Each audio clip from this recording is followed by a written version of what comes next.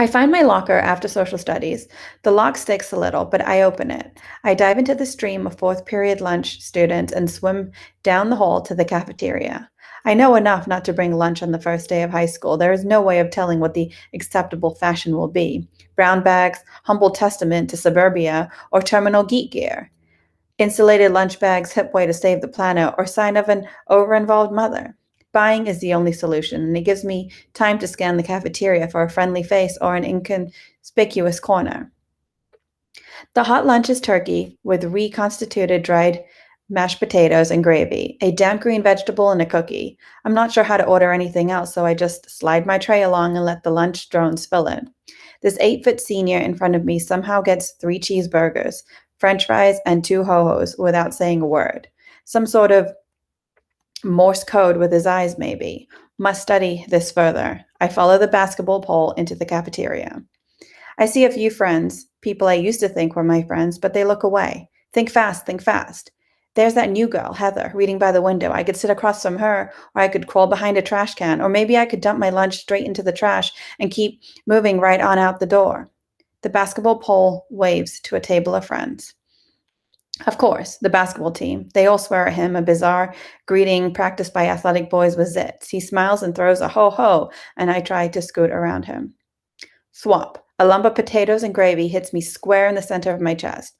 All conversation stops as the entire lunchroom gawks, my face burning into their retinas. I will be forever known as that girl who got nailed by potatoes the first day. The basketball pole apologizes and says something else, but 400 people explode in laughter, and I can't read lips. I ditch my tray and bolt for the door. I motor so fast out the lunchroom, the track coach would draft me for varsity if he were around, but no. Mr. Neck has cafeteria duty, and Mr. Neck has no use for girls who can run the 100 in under 10 seconds, unless they're willing to do it while holding onto a football. Mr. Neck, we meet again. Me. Would he listen to, I need to go home and change? Or, did you see what the bozo did? Not a chance. I keep my mouth shut. Mr. Neck. Where do you think you're going? Me. It is easier not to say anything. Shut your trap. Button your lip. Can it? All that crap you hear on TV about communication and expressing feelings is a lie. Nobody really wants to hear what you have to say. Mr. Neck makes a note in his book. I knew you were trouble the first time I saw you. I've taught it for 24 years and I can tell what's going on in a kid's head just by looking in their eyes. No more warnings. You just earned a demerit for wandering the halls without a pass. Sanctuary. Art follows lunch, like dream follows nightmare. The classroom is at the far end of the building and has long south-facing windows. The sun doesn't shine much in Syracuse, so the art room is designed to get every bit of light it can. It is dusty in a clean dirt kind of way. The floor is layered with dry splotches of paint, the walls plastered with sketches of tormented teenagers and fat puppies. The shelves crowded with clay pots. A radio plays my favorite station. Mr. Freeman is ugly. Big old grasshopper body like a stilt-walking circus guy. Nose like a credit card sunk between his eyes, but he smiles at us as we file into class. He is hunched over a spinning pot, his hands muddy, red. Welcome to the only class that will teach you how to survive, he says. Welcome to art. I sit at a table close to his desk. Ivy is in this class. She sits by the door. I keep staring at her, trying to make her look at me. That happens in movies. People can feel it when other people stare at them, and they just have to turn around and say something. Either Ivy has a great force field, or my laser vision isn't very strong. She won't look back at me. I wish I could sit with her. She knows art. Mr. Freeman turns off the wheel and grabs a piece of chalk without washing his hands. Soul, he writes on the board.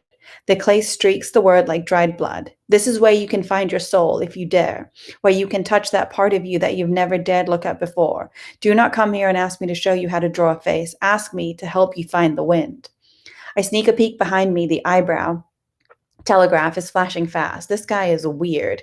He must see it. He must know what we are thinking. He keeps on talking. He says we will graduate knowing how to read and write because we'll spend a million hours learning how to read and write. I could argue that point. Mr. Freeman. Why not spend that time on art, painting, sculpting, charcoal, pastel, oils? Are words or numbers more important than images? Who decided this? Does algebra move you to tears? Hands raised, thinking he wants answers. Can the plural possessive express the feelings in your heart? If you don't learn art now, you will never learn to breathe. There is more. For someone who questions the value of words, he sure uses a lot of them. I tune out for a while and come back when he holds up a huge globe that is missing half of the northern hemisphere. Can anyone tell me what this is? He asks. A globe? Ventures a voice in the back. Mr. Freeman rolls his eyes. Was it an expensive sculpture that some kid dropped and he had to pay for it out of his own money or they didn't let him graduate? Asks another. Mr. Freeman sighs. No imagination. What are you, 13? 14? You've already let them beat your creativity out of you. This is an old globe. I used to let my daughters kick around my studio when it was too wet to play outside.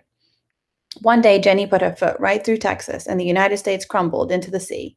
And voila, an idea.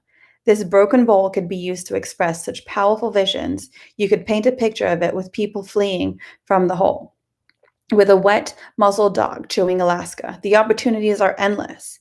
It's almost too much, but you are important enough to give it to. Huh? You will each pick a piece of paper out of the globe. He walks around the room so we can pull red scraps from the center of the earth. On your paper, you will find one word, the name of an object. I hope you like it. You will spend the rest of the year learning how to turn that object into a piece of art. You will sculpt it. You will sketch it, paper mache it, carve it. If the computer teacher is talking to me this year, you can use the lab for computer-aided designs. But there's a catch. By the end of the year, you must figure out how to make your object say something, express an emotion, speak to every person who looks at it. Some people groan.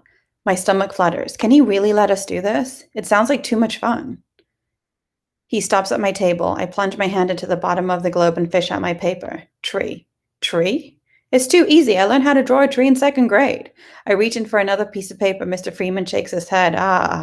He says. You just chose your destiny. You can't change that. He pulls a bucket of clay from under the pottery wheel, breaks off fist-sized balls, and tosses one to each of us. Then he turns up the radio and laughs. Welcome to the journey.